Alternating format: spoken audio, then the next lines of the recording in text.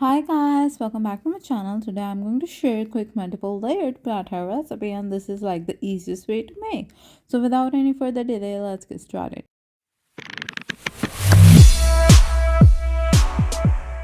First of all, I've taken beef flour 3 cups. With that, I'm going to add salt about 1 teaspoon, and I'm going to mix all this with the help of a whisk. Now I'm going to add oil about 2 tablespoons, and then we're going to mix it as well. So we are going to add some water and we are going to knead it well and make a smooth dough.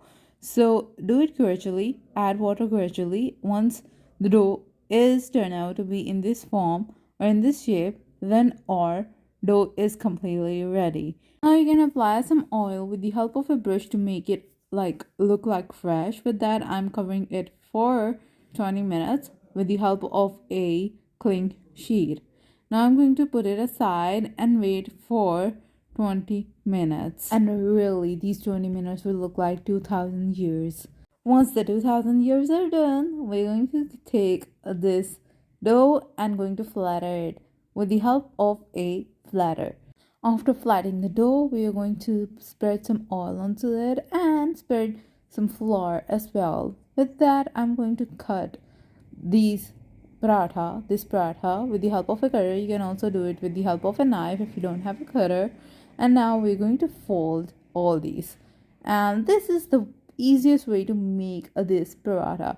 And now we're going to spread it again, and now I've taken a pan and spread some oil onto it, and I've turned the flame on to medium, and I'm going to cook the paratha quite well. And that's all. Apply some oil. Like, this is the easiest way to make paratha at home. So turn it time to time, and once it turns out to be golden and crispy and brown, then you can see the one side has done. But you have to turn it with the passage of time.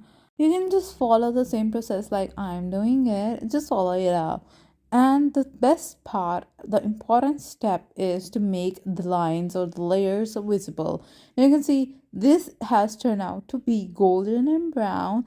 You can see the one side is done and the other is going to be done, and then we're going to take it out into a presentable plate. And do enjoy this recipe. If you really like this video, give it a thumbs up, share it with your friends and your family, and do subscribe to my channel. Till then, goodbye, see you in the next video, and thanks for watching.